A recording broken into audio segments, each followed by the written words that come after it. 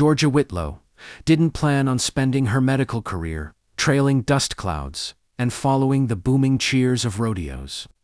Yet here she was, doctor, on the traveling circuit, patching up cowboys who acted tougher than the bulls they rode.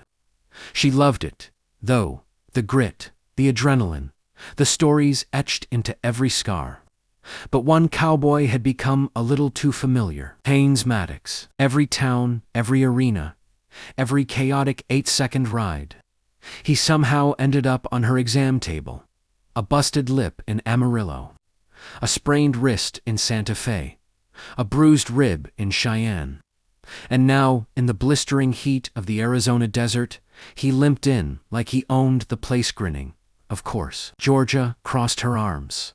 What is it this time, Haynes?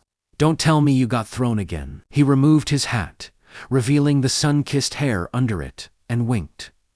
Doc, I tripped. Real, tragic situation. You tripped. She raised a brow and pointed to the dirt caked on his vest. Onto a bull, maybe, he admitted with a laugh. Georgia gently examined his arm, pushing up his sleeve. The man was all muscle and stubbornness. You know, she said, you don't have to get hurt just to talk to me. He looked at her, with those soft brown eyes, mischief glowing in them. Darlin', if I was trying to get your attention, I'd do it with dinner, not bruises. She felt warmth creep up her neck, but kept her composure. Well, try that next time instead. But Haynes didn't answer right away. Instead, he watched Horelli. Watched her steady hands, her stubborn frown. The way she bit her lip in concentration. He'd taken hits from bulls that rattled his bones, but something about Georgia rattled his chest. The announcer's voice roared outside, calling riders to line up. Georgia finished taping his wrist. There, don't fall again. No promises, he murmured. Then he tipped his hat and strutted out, favoring his uninjured side like she wouldn't notice. Georgia sighed. He was going to come back injured tonight, wasn't he? She hoped he didn't. She hoped he did. When Haynes been thrown that night, the world slowed. She saw him hit the dirt hard, rolling like a rag doll until the bullfighters dragged the bull away. Her heart jumped to her throat. Then she ran. In the arena, lights, dust swirling like smoke. She knelt beside him. Haynes, stay with me, he groaned. Told you, I'd probably fall again. She should have been annoyed. Instead, she laughed shakily. And you didn't even ask me to dinner first. He managed a smile.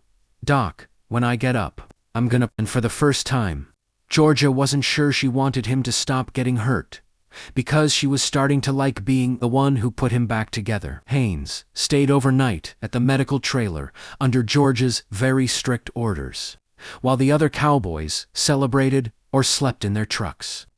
He lay on a cot with an ice pack, staring at her as she wrote notes. You know, he said, most doctors don't glare at their patients. I'm not most doctors, she replied, without looking up. That's true, he grinned. You're prettier. She froze, pen mid-stroke. Cowboy flirtation was nothing new, but from Haynes, it hit different. He meant it, or at least, he looked like he did. Georgia cleared her throat. Ribs aren't broken, just bruised. You should rest the next 2 days. He sat up. I can ride tomorrow. No, she said firmly. Absolutely not. He chuckled. Doc, if I don't ride, I don't get paid. She hated that he was right. She hated even more that he kept hurting himself. Your body isn't a machine, Haynes. I know, but I've been doing this a long time. She turned to him.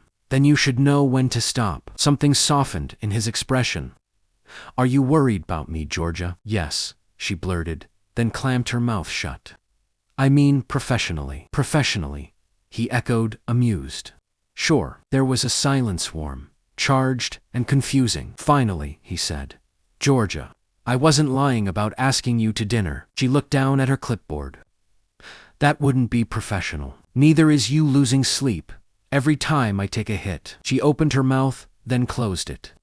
He had her there. Before she could respond, the door swung open, and another medic poked their head in. Doc, we need you. Georgia rushed out, but Haynes watched the flap fall behind her with a sigh. He wanted more than patched ribs and playful banter. He wanted slow mornings, shared coffee, maybe even a future. But cowboys didn't get those things. Later that night, after everything had quieted down, Georgia returned to check on him.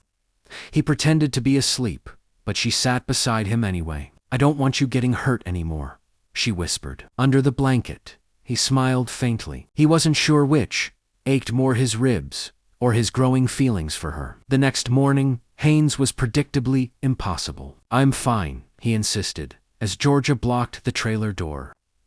"I slept great. My ribs barely hurt. You wince every time you breathe. That's normal." "No, it's not." Their argument continued as cowboys passed by, smirking. "Doc," Haynes said, leaning in, "if I don't ride today, they bump me off the qualifiers list." Georgia's heart tightened. "You could puncture a lung." "I won't." "You can't promise that." He smiled gently. "You're the only thing that scares me more than climbing onto a bull." She rolled her eyes and cursed silently at how good that smile looked on him. "Fine, but I'm watching you like a hawk. I'd be offended if you didn't." At the arena, Haynes climbed the chute, tightening his rope. Georgia watched from the fence, nails digging into her palms.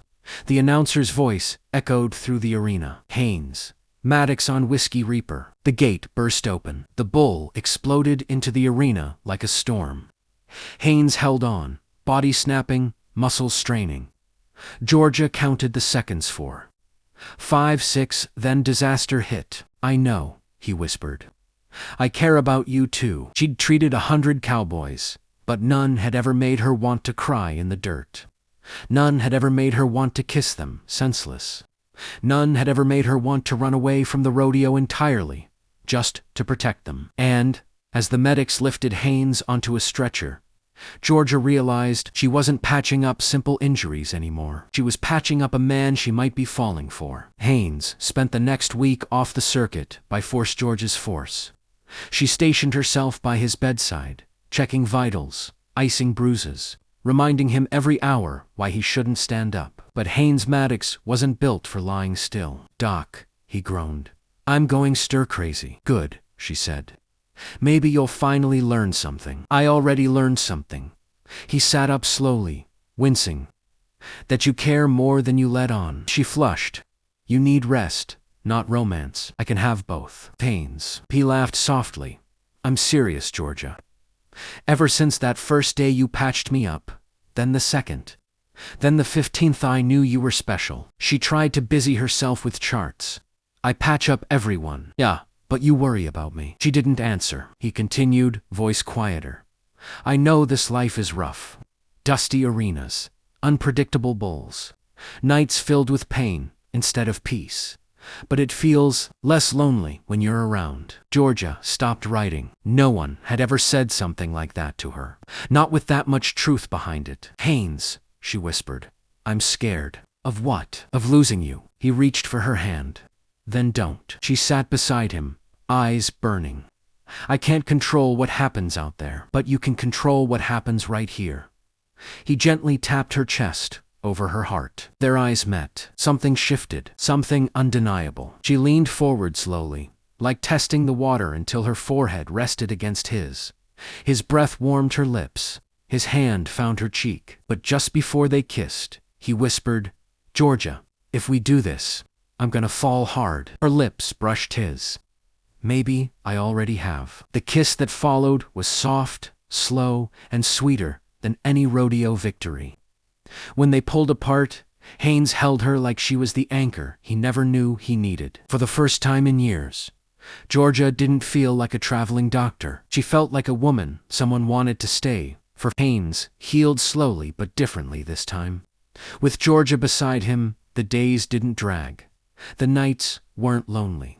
The fear wasn't heavy. When he finally returned to riding, Georgia stood by the arena fence, arms crossed, heart pounding. "Promise me you'll be safe," she said. "I promise I'll come back to you," he replied. He mounted the bull, eyes never leaving hers.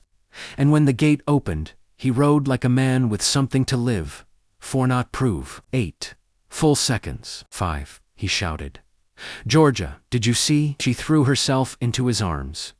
"You scared me half to death." "Never again," he said, pressing his forehead to hers. I'm done riding reckless. I want a future with you. She smiled, tears shimmering. I want that too. The crowd roared louder as he kissed her long, deep, and triumphant. Dust swirled around them like glitter. The sun dipped low, painting everything gold. Haynes pulled back and whispered, "You patch me up, you fix my bones, and somehow you healed my heart, most of all." Georgia laughed. "Then don't go breaking it again." "Never." They walked off together, Doctor and Cowboy. Bruises and hope stitched together by something stronger than rodeo grit. And don't forget to like, comment, and subscribe for more Western stories.